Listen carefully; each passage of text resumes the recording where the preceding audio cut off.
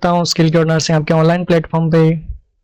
आज फिर हम एक नए टॉपिक के साथ जुड़ रहे हैं। टॉपिक का नाम आप सब देख पा रहे हैं, एनीमिया मुक्त भारत अभियान। इस टॉपिक से पिछले कुछ एग्जाम के अंदर बहुत ही इंपॉर्टेंट एमसीक्यू पूछे गए हैं, तो आज हम इन डिटेल डिस्कशन करेंगे। क्योंकि ये टॉपिक थोड़ा ड्राई टॉपिक है, तो थोड़ा इंटरेस्ट लेके क्लास को देखना, और एग्जाम पॉइंट ऑफ व्यू से बहुत इंपॉर्टेंट टॉपिक है। तो बिना ज्यादा वक्त लेते हुए शुरू करते हैं आज का इस क्लास को। तो सबसे पहले अगर मैं बात करूं एनीमिया मुक्त भारत अभियान। एनीमिया अपने कंट्री के अंदर एक ऐसी कंडीशन है जिसको लोगों ने कभी सीरियसली नहीं लिया, लेकिन गवर्नमेंट के लिए ये एक बहुत बड़ा चैलेंज है कि इससे ओवरकम कैसे किया जाए। और हमारी गवर्नमेंट बहुत टाइम पहले से ही इसके लिए बहुत सारे स्कीम, बहुत सारे प्रोग्राम चालू करती आ रही है। उसमें से कुछ प्रोग्राम है, जैसे 1970 के अंदर प्रोग्राम आया था national nutritional anaemia prophylaxis programme. ठीक है, ये प्रोग्राम में सक्सेस नहीं मिली, जिसकी वजह से नेक्स्ट प्रोग्राम लेके आना पड़ा, और वो प्रोग्राम था national nutritional anaemia control programme in 1991। ठीक है, यहां तक क्लियर है। आगे बात करें, उसके बाद में सेकंड प्रोग्राम आया 2012 के अंदर, और ये प्रोग्राम था weekly iron folic acid supplementation programme, और इसको हम शॉर्ट में बोलते हैं विप्स। क्या बोलते हैं? विप्स। ठीक है, उसके बाद में जिसके बारे में आज हम बात करने वाले हैं, वो टॉपिक है हमारा एनीमिया मुक्त भारत अभियान। और ये कब आया, किसके अंडर में आया?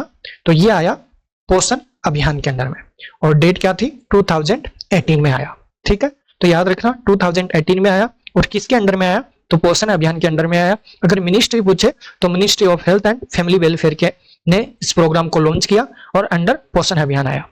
तो अब हम शुरुआत करते हैं किसके बारे में? एनीमिया मुक्त भारत अभियान। अब इस प्रोग्राम के बारे में बात करने से पहले हम बात करते हैं कि इस प्रोग्राम का गोल क्या था। अगर मैं गोल की बात करूं तो इस प्रोग्राम का एकमात्र इंपॉर्टेंट गोल यह था कि रिड्यूस 3% केसेस एवरी ईयर कितने परसेंट केसेज को रिड्यूस करना है? तो जो इस प्रोग्राम में गवर्नमेंट ने टारगेट रखा, वो रखा कि 3% केसेज एवरी ईयर हमें क्या करने हैं? कम करने हैं। तो ये एकमात्र गोल था इस प्रोग्राम का कि हमें कैसे भी करके इस प्रोग्राम के थ्रू हर साल हमें 3% केसेज को है वो कम करना है। अब बात करते हैं इस प्रोग्राम की कोर स्ट्रेटजी। और इस प्रोग्राम की कोर स्ट्रेटजी थी 6x6 स्ट्रेटजी। ये पूरा प्रोग्राम इसी 6x6 स्ट्रेटजी पे बेस्ड है। और आज हम बात करेंगे कि 6x6 स्ट्रेटजी क्या है, और क्या इसका यूज है, और कैसे एग्जाम में इससे रिलेटेड क्वेश्चन आते हैं। तो अगर मैं बात करूं 6x6 स्ट्रेटजी की, 6x6 स्ट्रेटजी, तो इसमें बेसिकली क्या था कि इस प्रोग्राम में 6 बेनिफिशियरीज ग्रुप थे। क्या थे? Beneficiary group. ठीक है, और 6 ही क्या थे? इंटरवेंशन। क्या थे? इंटरवेंशन। समझ में आ रहा है? और 6 ही क्या थे? Institutional mechanism. तो हो गया 6x6। तो इस प्रोग्राम के अंदर क्या रखा गया? 6 रखे गए बेनिफिशियरी ग्रुप, और 6 ही क्या रखे गए? इंटरवेंशन, और 6 ही क्या रखे गए? इंस्टीट्यूशनल मैकेनिज्म, कि कैसे हम प्रोग्राम को ग्राउंड लेवल से टॉप लेवल तक कैसे प्रोग्राम को हम स्ट्रॉन्ग कर सकते हैं। तो उससे रिलेटेड क्या क्या मैकेनिज्म है, वो भी आज की इस क्लास में हम डिस्कस करेंगे। अब चलते हैं कि 6 बेनिफिशियरीज ग्रुप कौन कौन से हैं। तो अगर मैं 6 बेनिफिशियरीज की बात करूं, बेनिफिशियरी ग्रुप, तो उसके अंदर हमारा फर्स्ट आता है, वो था 6 month to 59 month old child. ठीक है, पहला ग्रुप हो गया।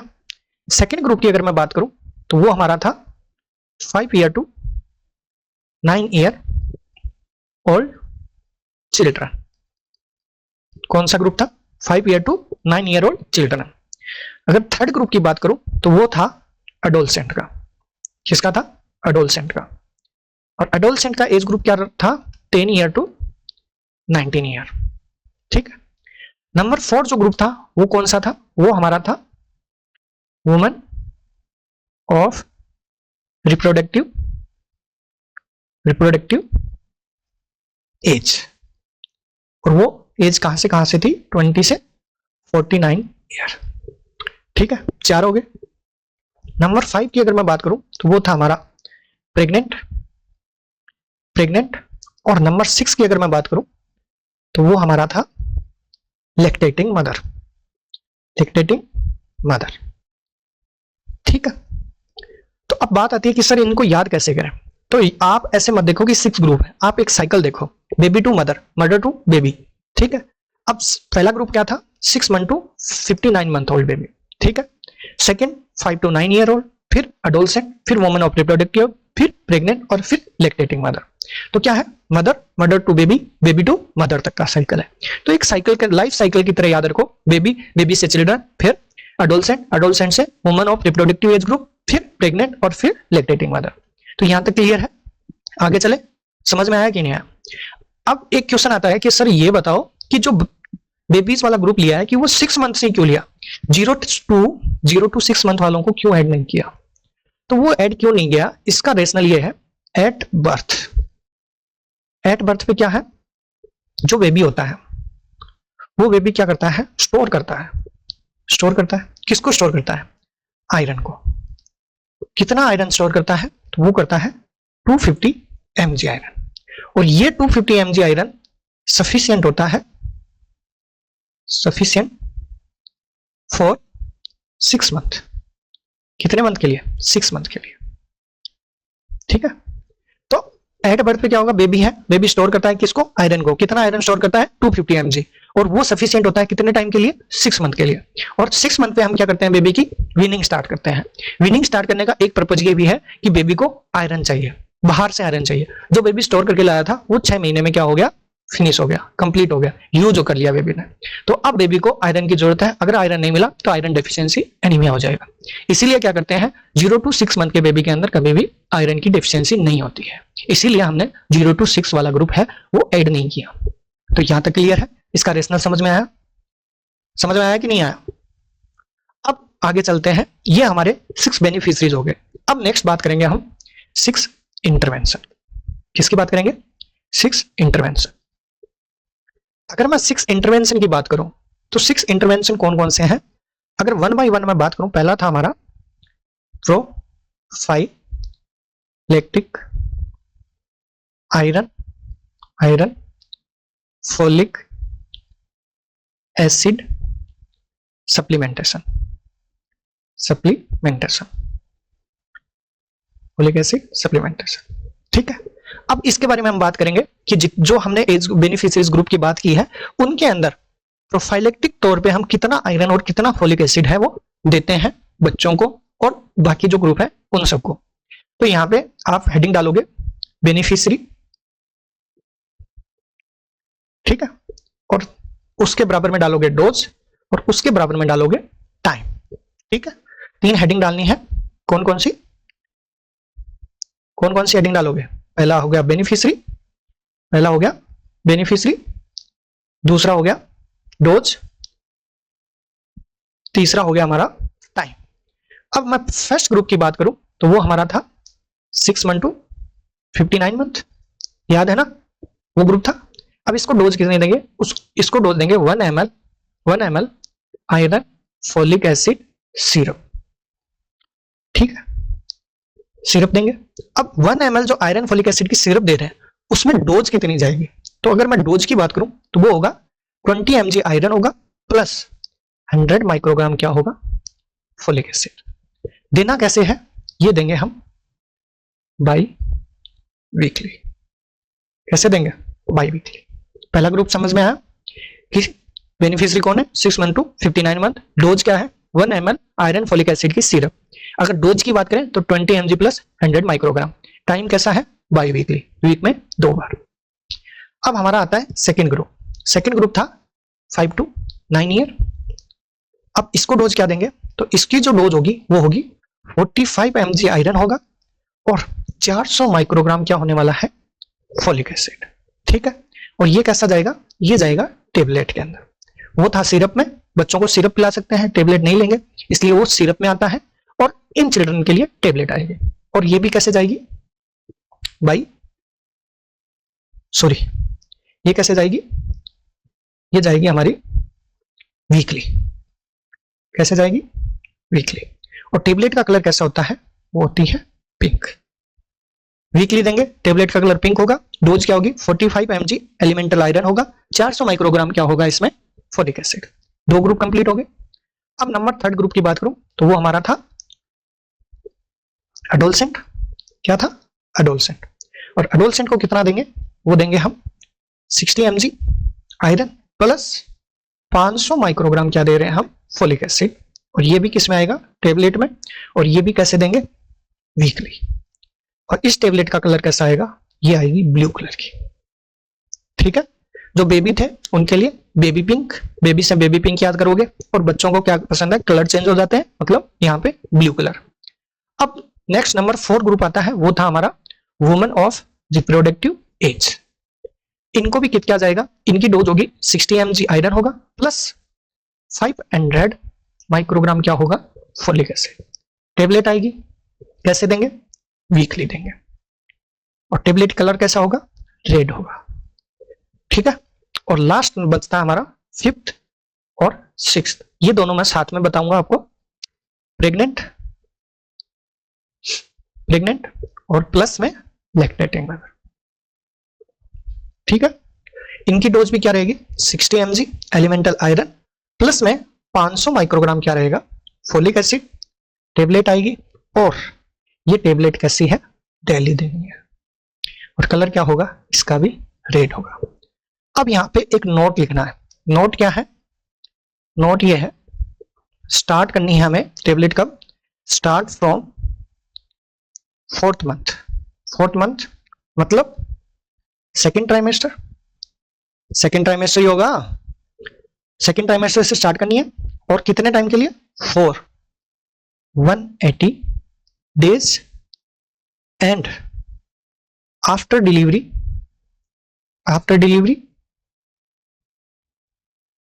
for 180 days। मतलब ये है कि डिलीवरी से पहले 180 डेज देना है, और डिलीवरी के बाद भी कितने टाइम, 180 डेज देना है। तो डेली लिखी है। टेबलेट का कलर कैसा होगा, रेड होगा। डोज क्या होगी, 60 mg एलिमेंटल आयरन होगा, और 500 माइक्रोग्राम क्या होगा इसमें, फोलिक एसिड होगा। ये हमारा फर्स्ट इंटरवेंशन यहाँ पे कंप्लीट होता है, जिसमें हमने बात की 6 मंथ टू 59 मंथ के अंदर कितनी डोज है, 5 to 9 ईयर में कितनी डोज है, एडोलसेंट में कितनी डोज है। और ये वाला हमारा फर्स्ट इंटरवेंशन है, वो बहुत इंपॉर्टेंट है। एमसीक्यू बनता है मोस्ट ऑफ 90% टाइम, यही से एमसीक्यू बनता है, तो इसको बहुत ध्यान से याद रखना है। अब आता है हमारा सेकेंड इंटरवेंशन। इंटरवेंशन सेकेंड, उसको बोलते हैं डी वॉर्मिंग। डी वॉर्मिंग, ठीक है। डी वॉर्मिंग के अंदर जो टेबलेट काम में लेते हैं वो होती है एल्बेंडाजोल, एल्बेंडाजोल। और इसकी टेबलेट की डोज आती है, वो आती है हमारे 400 mg टैब, 400 mg की टेबलेट आती है। अब इसके अंदर हम बात करेंगे कि किस ग्रुप में क्या डोज देते हैं। उससे पहले ये क्वेश्चन आया हुआ है, नोट सेट का क्वेश्चन है, नेशनल डी वॉर्मिंग डे। और ये कब मनाया जाता है, ये साल में 2 बार मनाया जाता है। कब कब, 10th Feb और 10th अगस्त। ठीक है, बाई एनुअल होता है, 10th Feb को और 10th अगस्त को। 6 मंथ का गैप रहता है, साल में 2 बार नेशनल डी वॉर्मिंग डे। और ये नोट सेट में आया हुआ क्वेश्चन है, इंपॉर्टेंट। ठीक है, अब बात करते हैं हम डोज की। तो डोज की अगर मैं बात करूं तो जो फर्स्ट होता है 12 मंथ से 24 मंथ के बच्चे हैं, उनको देते हैं हम हाफ टेबलेट, मतलब 200 mg। ठीक है, और देते कैसे हैं, वही बाई एनुअल, साल में 2 बार। उसके बाद में all remaining group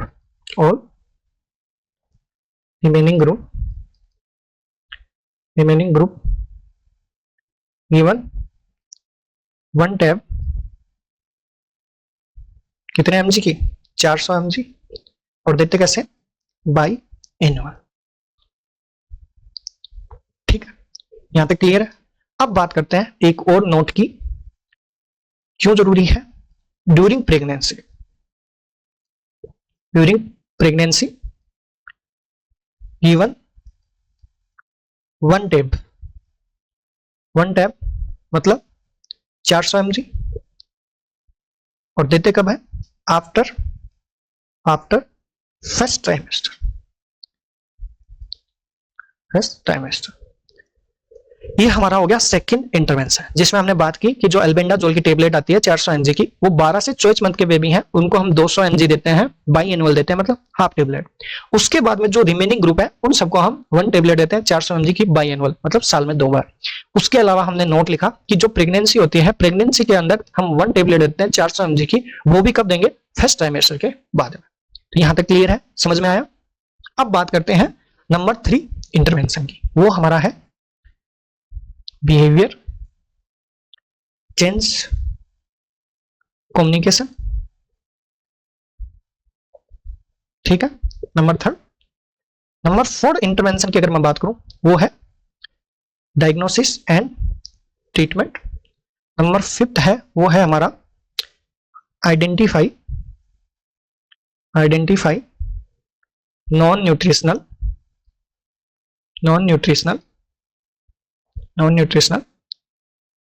cause of anaemia. ठीक है, और लास्ट नंबर 6 होता है, वो होता है कॉम्बैट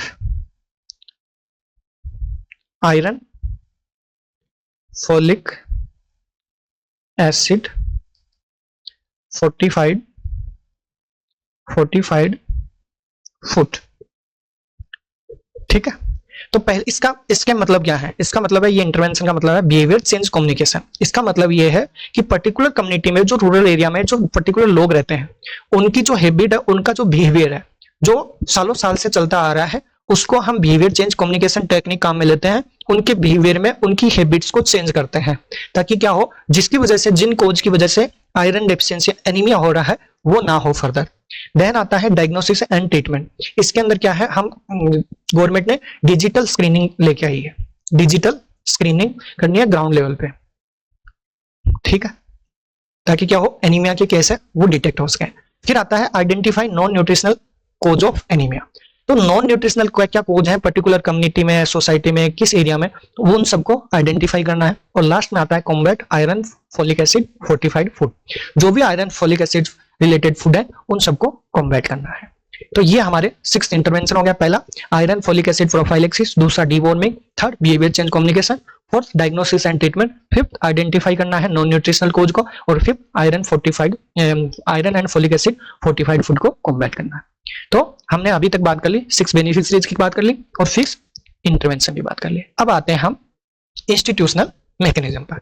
अब इंस्टीट्यूशनल मैकेनिज्म बेसिकली क्या है, यहां से क्वेश्चन अभी तक पूछा नहीं है, लेकिन बुरा वक्त में कभी भी कुछ भी पूछा जा सकता है, तो इसलिए एक बार देख लो। इसमें बेसिकली क्या है, पहला है नेशनल एनीमिया मुक्त भारत यूनिट, कि हमें क्या है, जो एनीमिया मुक्त भारत अभियान है, उसके लिए एक पर्टिकुलर नेशनल लेवल पे हमें यूनिट तैयार करनी है। फिर आता है इंटर मिनिस्ट्रियल कोऑर्डिनेशन करना है। इसका मतलब क्या है, basically top to bottom level तक हमें कोऑर्डिनेट करके चलना है कि रूरल लेवल पे अभी क्या क्या हो रहा है एनीमिया को रोकने के लिए। थर्ड आता है स्ट्रेंथनिंग सप्लाई चेन।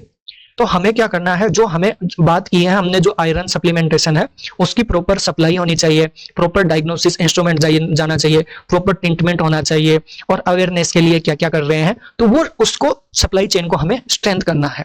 फिर नंबर 4 पे आता है कोऑर्डिनेशन विद अदर मिनिस्ट्रीज। अब कोऑर्डिनेशन क्या है, जिस मिनिस्ट्री के थ्रू आया, ये पोषण अभियान के अंदर है, ऐसे बहुत सारे जो मिनिस्ट्रीज के थ्रू जो स्कीम चलती है उसके साथ हम क्या है कोऑर्डिनेट करते हैं। नेक्स्ट नंबर 5 है national centre of excellence research centre. अब रिसर्च लेवल पे क्या करना है, हमें आइडेंटिफाई करना है कि क्या क्या कोज है जिसकी वजह से एनीमिया की प्रेवलेंस है वो इतनी ज्यादा है पर्टिकुलर एरिया में। और लास्ट आता है डिजिटल पोर्टल और डैशबोर्ड पे क्या करते हैं, ये आप ऑनलाइन साइट पे जाके देख सकते हो। हमारे जो प्रोग्राम है उसके जो ऑनलाइन साइट है उस पर डैशबोर्ड बना हुआ है, उस पर हर महीने एवरी ईयर का क्या है डाटा है वो अपडेट होता है कि इवन पर्टिकुलर स्टेट के डिस्ट्रिक्ट का भी डाटा होता है, पर्टिकुलर ग्रुप के अकॉर्डिंग कि किसमें कितना इंप्रूवमेंट आया है और कौन सा स्टेट कौन सा डिस्ट्रिक्ट है कहाँ लैग कर रहा है, वो सारी डिटेल है वो डिजिटल पोर्टल पे वो अवेलेबल होती है। ठीक है, तो आज का हमारा टॉपिक क्या था कि एनीमिया मुक्त भारत अभियान क्या होता है, जिसमें सबसे पहले हमने बात की कि हिस्ट्री क्या होती है। हिस्ट्री के अंदर देखा हमने 1970 में सबसे पहले प्रोग्राम आया एनीमिया से रिलेटेड, फिर 1991 में आया, वो सक्सेस नहीं हुआ, उसके बाद 2012 के अंदर विप्स आया और उसके बाद में 2018 में अभी करंटली जो चल रहा है एनीमिया मुक्त भारत अभियान चल रहा है, जिसका गोल था एवरी ईयर हमें 3% केस है वो रिड्यूस करने हैं। और उसकी कोर स्ट्रेटेजी थी 6x6x6 स्ट्रेटेजी, जिसमें का मतलब है 6 बेनिफिशियरीज ग्रुप है, 6 इंटरवेंशन है और 6 इंस्टीट्यूशनल मैकेनिज्म है। फिर हमने बात की कि जो बेनिफिशियरीज ग्रुप होते हैं वो baby to mother, mother to baby, एक लाइफ साइकिल की तरह काम करता है, 6 मंथ टू 59 मंथ, फिर 5 ईयर टू 9 ईयर, फिर एडोलसेंट, फिर woman of reproductive age, pregnant और लैक्टेटिंग मदर। फिर हमने बात की इंटरवेंशन की, और इंटरवेंशन में हमने देखा कि कितने आयरन की डोज, फोलिक एसिड की डोज आती है, वो सब बातें की। और फिर हमने बात की इंस्टीट्यूशनल मैकेनिज्म क्या होती है बेसिकली,